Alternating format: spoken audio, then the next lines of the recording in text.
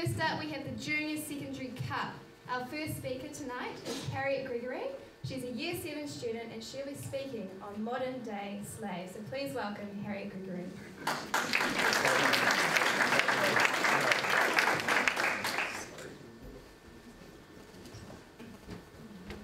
Assalamu alaikum.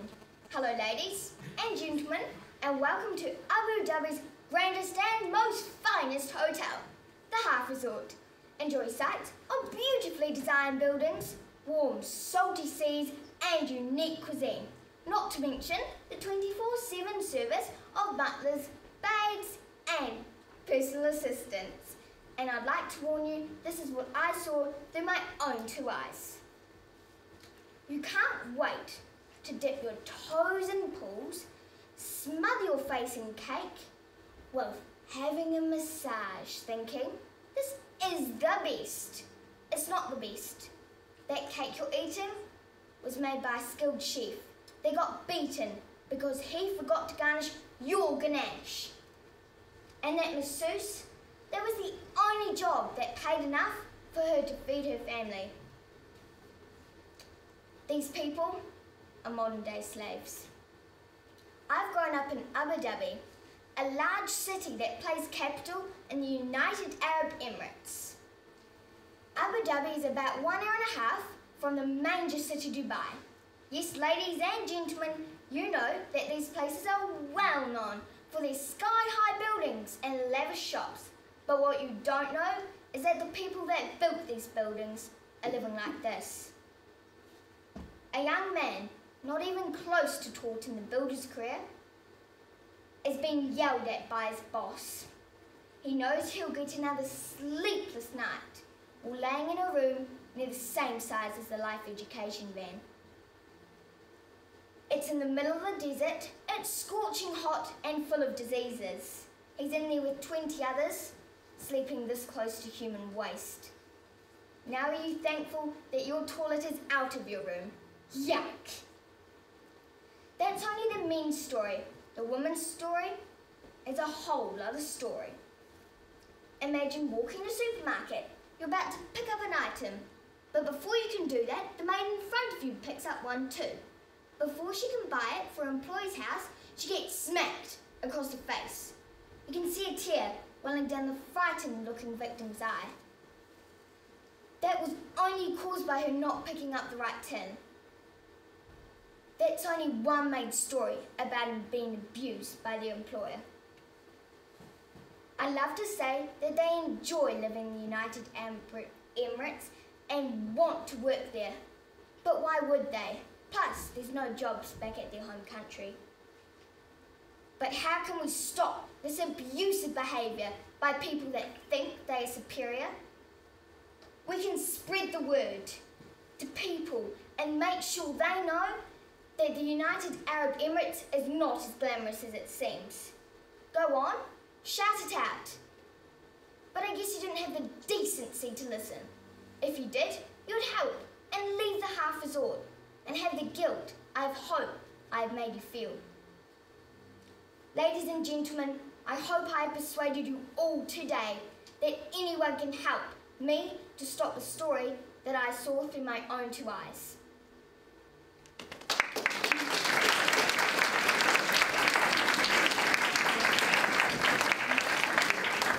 Thank you very much, Harriet Murray. Now, Jacob Gregory, he's a Year 8 student, and he will be speaking on poverty. We need to do more. So welcome him up.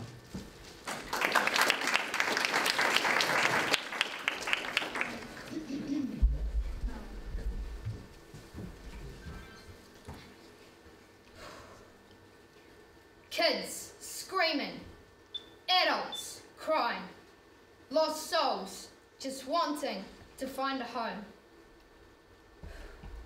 Good morning, judges, teachers, and fellow students. Today, I am going to explain to you why we need to do more to help others that are struggling around the world. Have you noticed that we live in such an incredible place with such an incredibly wealthy lifestyle? Have you been down to the beach lately or enjoyed some family time climbing the mount? I'm guessing you haven't, because we are all way too busy with homework and sport. Thanks a lot, teachers. What we need to do is just slow down every once in a while and appreciate our surroundings. We have food and water at our doorstep. Other countries, such as Nepal, Yemen, and others in the 1040 window, have to walk 2 miles just for a drink of water, and their water is still not purified. They are getting sick and will not grow up to be healthy young men and women because of the lack of nutrients in their diet. We have to help them, and we have to help them now. Adults in these countries can't do anything about their children screaming and wailing in the night. Due to hunger, thirst and sickness, the adults feel so helpless. Their lack of education and finances mean they have no control over their situation. They don't even have mosquito nets, which is something they must have because there is malaria killing children every day. Think about us. Think about our lives. We have everything we would ever want, and yet we still ask for more. Why? We need to stop and think of others instead of ourselves for once. Children around the world spend their days fishing or hunting and hope to catch something, but if not, I'll guess they'll just have to go hungry tonight. Also, the only fun time they're allowed is to go swimming in the freezing cold river. This may sound fun to us, but imagine if it was the only enjoyment in your life. These children, even at our age, are still unable to read and write. So if they ever did get out of the country, they wouldn't be able to get a job. These kids will struggle their whole life, and it's not even their fault. Even kids getting the right amount of education over there won't have the opportunities we have over here because their education system is not as advanced as ours. Many children that live in Nepal, Yemen and Bangladesh are slowly dying, and most will not even make it to the age of 5. How can this be happening in another country when we are sitting back worrying about the little things, like what's for lunch, or where can I get my next massage? We need to do more, because at the end of the day, God puts all 6 billion of us on this tiny globe he calls Earth. And no human will ever understand why he lets some of us live the life others dream of. So I'm standing here, posing the question of will you help some little boy or girl out there? Imagine the smile on God's face. We sponsor a little girl called Kumpash. She is 10 years old and lives in Nigeria. She tells us she can go to school because of our sponsorship of her. To sponsor any child, it costs about $40 a month, which isn't much to us, but it makes a huge difference in the lives of the children. So I encourage you to go out and make a difference in this world, and tell me if you do, because I would love to hear about it.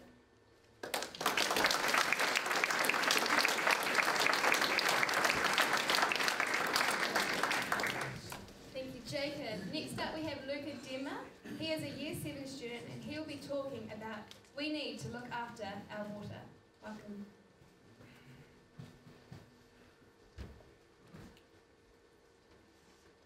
We need it to go windsurfing, to produce paper. We use it in every hamburger we eat, and it is more than half of our body. Good evening, judges, ladies and gentlemen, boys and girls. We always use this liquid. We taste it, we see it, we hear it. Water is one of the Earth's most prized resources. Think about it. 70% of water covers the Earth. 98% of the water is in our oceans, which is of course not drinkable. So that leaves about 2% of fresh water. A human can live for 3 to 5 days without water, but is forced with major dehydration problems. The worst stage you can have from dehydration is shock. Then your skin gets a bluish-greyish tinge. Death soon follows. Not only does water fight dehydration, it's refreshing, and girls, it has no calories. This summer, New Zealand was in the grip of a serious drought. Everyone was asked to conserve water.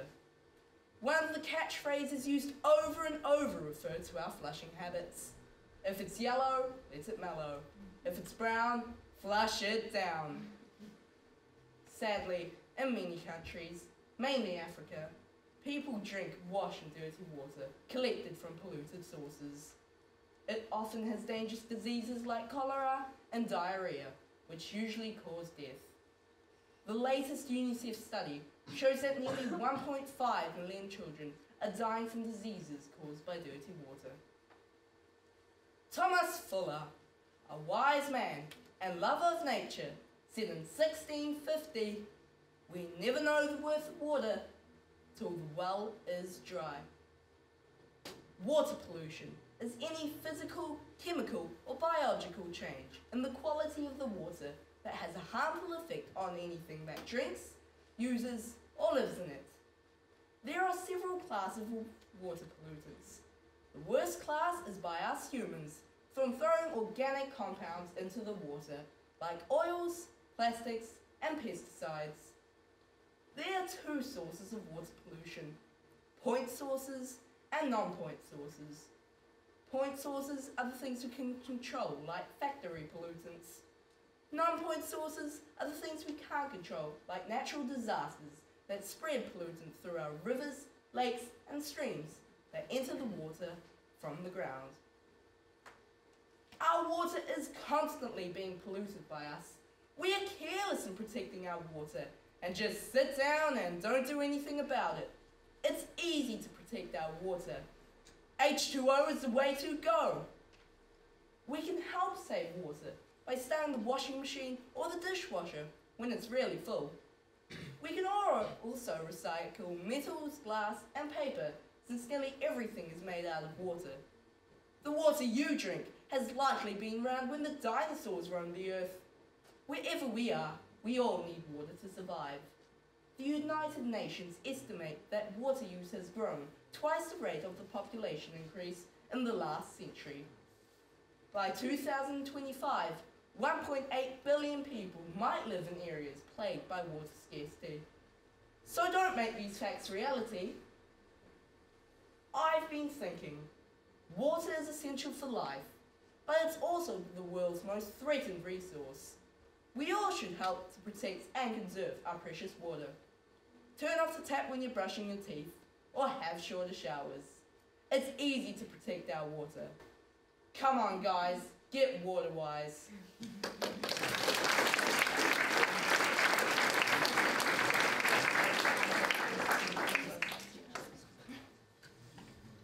Thank you very much, Luca, and we really don't understand how much we value something until it's gone, until we don't have it, so thank you for pointing that out, Luca. I'd now like to invite Catherine Grobler up onto the stage, who's a Year 8 student, and her topic is Barbie is a Bad Role Model.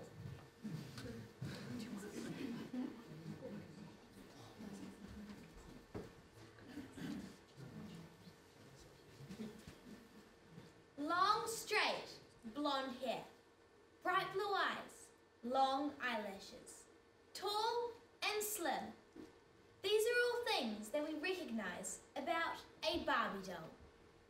When I was little and I went to kindergarten, you were just too cool if you had a Barbie. Good evening, judges, teachers, parents and fellow students.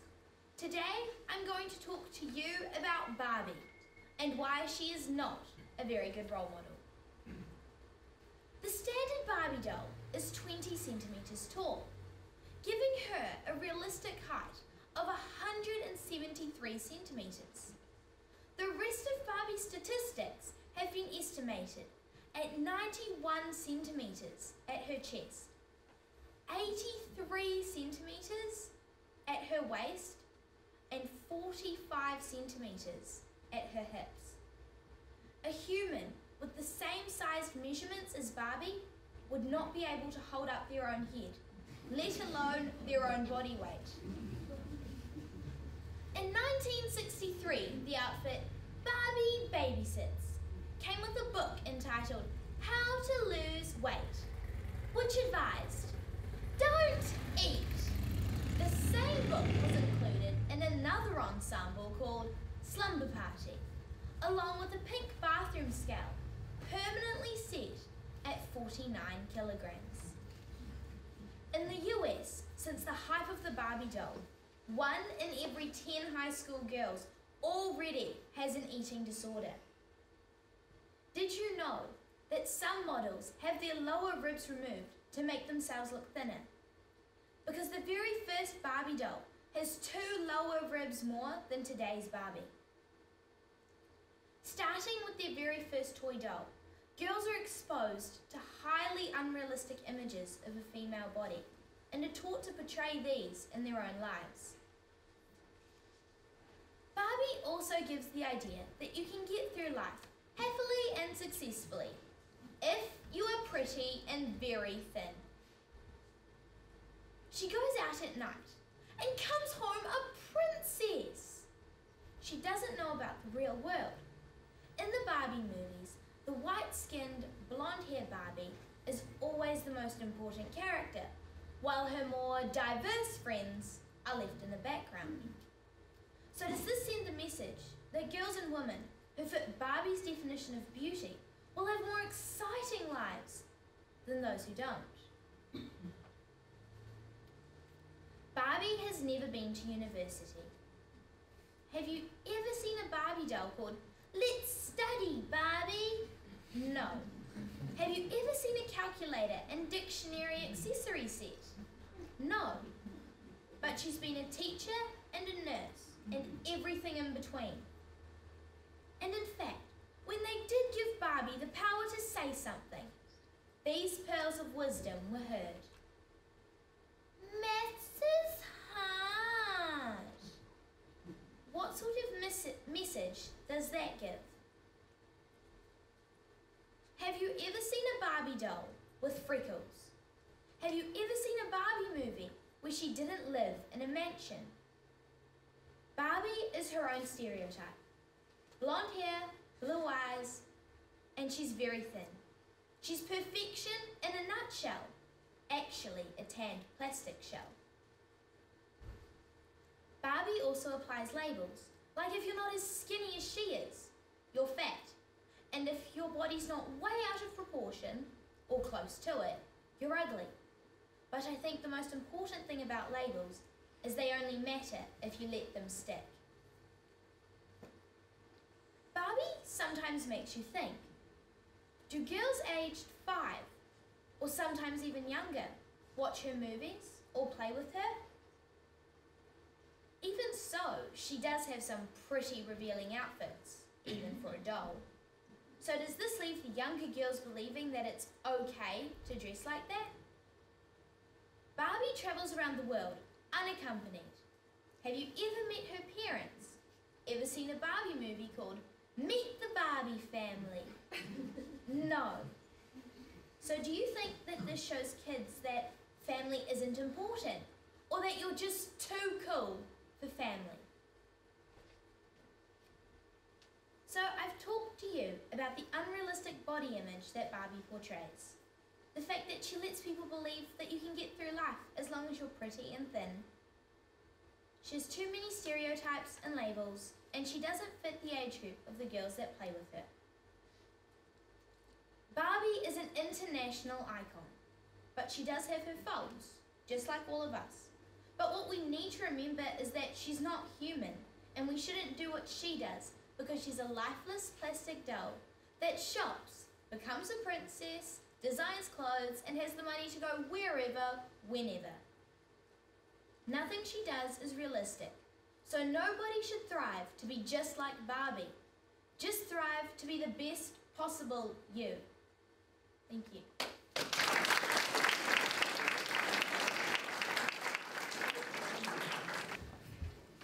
Thank you for your warm welcome. I think we'd all agree that this junior section has produced a number of challenges, certainly a challenge for Terry and I in judging, but also some compelling speeches that offered some great challenges and questions to all of us.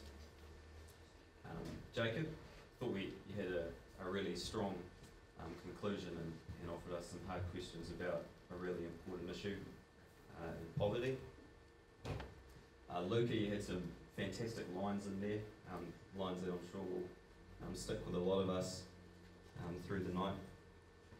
And Catherine, fantastic structure, really well put together speech about a really well put together toy, you might conclude.